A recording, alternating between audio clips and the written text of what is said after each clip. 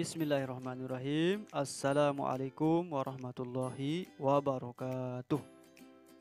Berjumpa lagi pada materi pembelajaran IPA tema 3. Kali ini kita akan membahas tentang gangguan sistem pencernaan pada manusia.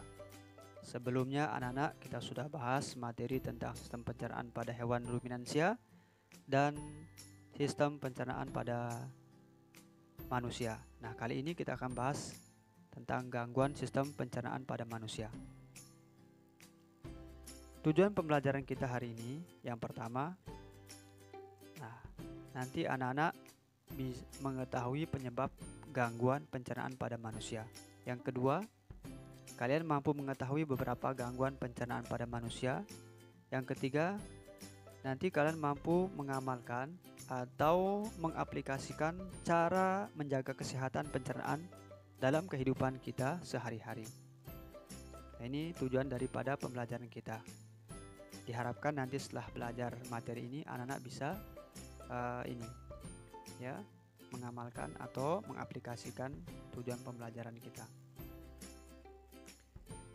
Nah, sistem pencernaan merupakan bagian yang sangat penting atau vital, yang sangat perlu dipelihara agar berfungsi maksimal dalam tubuh kita. Kalian harus tahu mengapa tubuh kita membutuhkan sistem pencernaan yang baik dan sehat. Jawabannya, agar penyerapan nutrisi dalam tubuh berjalan dengan baik, sehingga nanti tubuh menjadi sehat dan lebih kuat.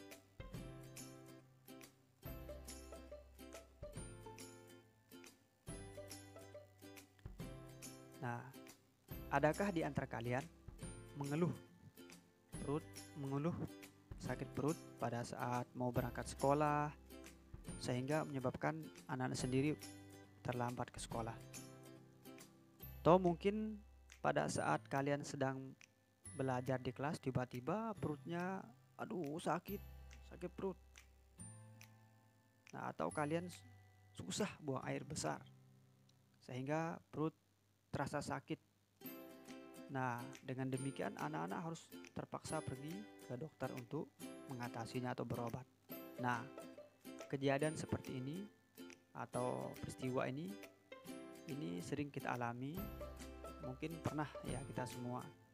Nah, agar lebih jelasnya, agar lebih kita pahami, kita akan belajar materi hari ini lebih dalam lagi. Penyebab gangguan sistem pencernaan pada manusia. Yang pertama, pola makan tidak teratur. Yang kedua, sering terlambat makan. Yang ketiga, kurang mengkonsumsi makanan yang berserat. Makanan berserat maksudnya anak-anak yaitu makanan yang buah-buahan ya, berasal dari buah-buahan dan sayur-sayuran. Yang keempat, terlalu cepat menelan makanan. Jadi makannya terburu-buru dan cepat ditelan. Yang kelima, kebiasaan buruk, sering menunda buang air besar. Yang keenam, mengkonsumsi makanan yang tidak sehat dan bersih. 3, stres. Nah, ini juga stres ini bisa menyebabkan gangguan sistem pencernaan. Next, gangguan sistem pencernaan pada manusia. Yang pertama adalah MAH. Nah, MAH ini sering kita kenal, yaitu sering kita dengar. MAH ini adalah gangguan akibat peradangan pada lambung. Apa penyebabnya? Penyebabnya ada luka pada lambung. Yang kedua, meningkatnya kadar asam lambung karena pola makan tidak teratur. Ini penyebabnya. Gejalanya, nyeri di perut bagian atas, ya, di ulu hati, nyeri perut bagian atas ya, di ulu hati, mual, muntah dan kembung. Nah, cara mengatasinya atau penyembuhannya, membatasi makanan yang pedas dan lemak, kurangi minuman yang berkafein. Jika diperlukan, kita diminta mengkonsumsi antibiotik.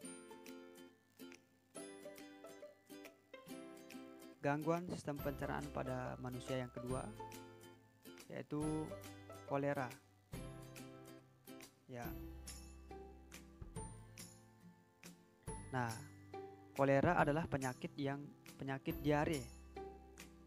Lagi sekali, kolera adalah penyakit diare akut yang disebabkan oleh infeksi usus karena mengkonsumsi makanan yang sudah terkontaminasi atau sudah bercampur dengan bakteri.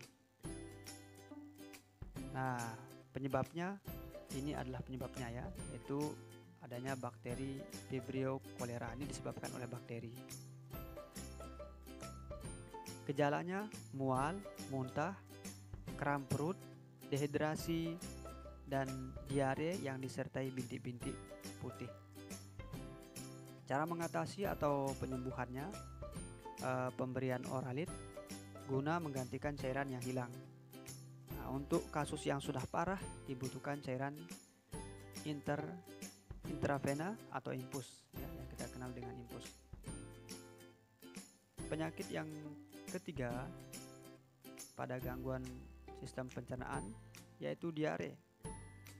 Diare merupakan penyakit saluran pencernaan yang disebabkan oleh infeksi bakteri dan parasit sehingga mengakibatkan iritasi pada selaput dinding usus besar. Penyebabnya infeksi pada usus besar dan alergi makanan. Jadi bukan karena infeksi saja, tapi bisa juga karena alergi terhadap makanan. Gejala, nah ini gejalanya buang air besar, yaitu encer. Pada saat buang air besar itu encer sekali. Nah, ini lebih sering dari biasanya. Maksudnya buang air besarnya sering, ya, lebih dari biasanya, dan kotorannya encer. Perut kram, nyeri, demam, dalam darah dalam tinja, ya, mual disertai muntah. Nah, cara mengatasi atau penyembuhannya, kita diminta istirahat yang cukup, banyak minum air supaya tidak dehidrasi atau kehilangan cairan tubuh, dan jangan lupa minum air yang sudah matang, tidak mengkonsumsi makanan sembarangan, jaga kebersihan diri dan lingkungan. Ini adalah cara mengatasi atau penyembuhannya. Nah, gangguan selanjutnya yaitu disentri. Disentri ini adalah infeksi pada usus yang disebabkan diare disertai darah atau lendir. Apa penyebabnya? Disebabkan oleh infeksi bakteri Shigella. Bukan si gila ya, tapi Shigella. Gejala ditandai dengan kram perut, diare, berdarah, mual, muntah, serta demam. Nah, ini adalah gejalanya. Cara mengatasi atau penyembuhannya, istirahat yang cukup, minum cairan Oralit, minum air yang sudah dimasak, rajin mencuci tangan menggunakan sabun, baik sesudah maupun sebelum makan. Nah, ini cara mengatasinya. Selanjutnya, sembelit. Nah, sembelit adalah kondisi susah buang air besar. Lagi sekali, sembelit itu di mana kondisi kita susah buang air besar. Penyebab kebiasaan menahan buang air besar atau ada juga perasaan takut dan cemas, ini juga bisa menyebabkan sembelit. Berlebihan mengkonsumsi daging, kurang mengkonsumsi makanan yang mengandung serat. Jadi tadi Ustaz sudah jelaskan, makanan yang mengandung serat itu berasal dari buah-buahan dan sayur-sayuran. Maka penting kita untuk makan buah dan sayuran. Gejala terjadi penyerapan air yang berlebihan pada sisa makanan di usus besar. Nah, anak-anak kembali buka bukunya, fungsi daripada usus besar di sana itu penyerapan air ya. Penyerapan air di sana, penyerapan terakhir sebelum kotoran dibuang. Nah, di kasus sembelit ini terjadi penyerapan air yang berlebihan pada sisa makanan di usus besar. Akibatnya feses atau tinja menjadi padat atau keras sehingga sulit untuk kita keluarkan. Ya, sulit. Cara penyembuhannya mengkonsumsi makanan yang banyak mengandung serat, tidak menahan buang air besar, makan daging secukupnya. Oke.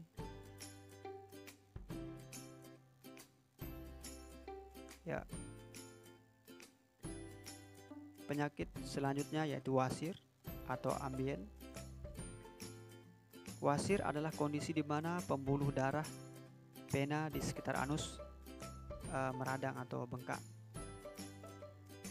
Nah, penyebabnya pelebaran pembuluh darah di lubang anus selanjutnya berubah menjadi benjolan pada daerah tersebut.